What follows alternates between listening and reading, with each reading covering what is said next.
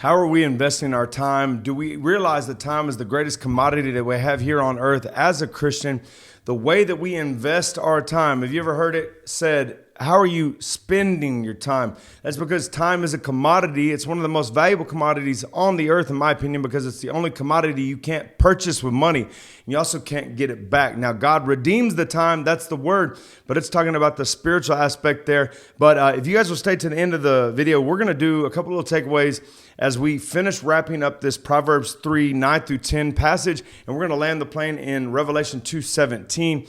And we're going to look at the implications of when we do invest time well, and we invest it into God. Somebody say time invested in God is time well invested. Put that in the chat below. But before we get into it, welcome back to Love Note. So grateful to be here with you guys and to be a very small supplement to what God is doing in your life, a very small piece of your Jesus journey and story. But we're honored to be a part of it with you. And I say we're, speaking of me and my wife, who are here with this ministry of Love Note, just trying to be, again, a body of believers that are honest, open, and transparent, that are willing to be raw, real, and uncut, because the real you is the you that Jesus saves, not the polished and edited version. So do the things below, and please push this thing out. Share it. Tell your friends. And we love you guys. So grateful to be here with y'all. So without further ado, let's go ahead and do it. We're going to jump right back in here in Proverbs chapter 3, verse 9 and 10. And it says to honor the Lord with all of your possessions and with the first fruits of your increase. So first fruits.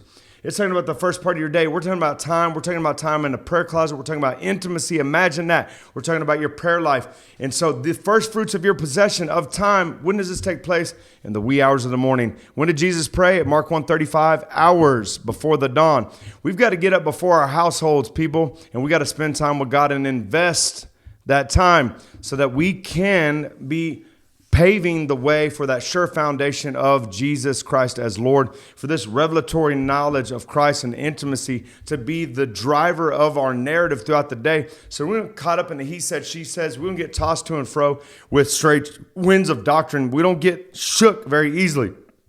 And we're still going to get caught up from time to time in a couple of little things, but usually it's going to be at the business end of your loved ones, people that you really care about. Why are you fighting? Because you really love each other and there's stuff worth fighting for. When the fighting stops, that's when you get worried.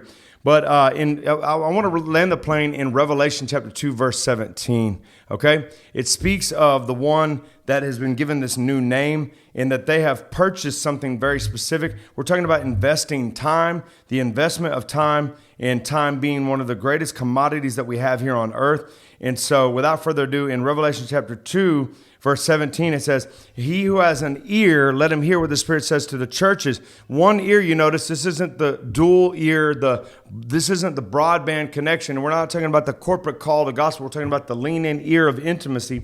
So when we have a prayer life, we're investing time in a prayer closet. Let them hear. You're actually going to hear what God's saying to the churches. And to he who overcomes, give him some of that hidden manna to eat. And I'll give him a white stone on a stone, a new name which no one knows except for him. And so when we purchase time and we invest this with God, we're investing into the place of prayer and intimacy.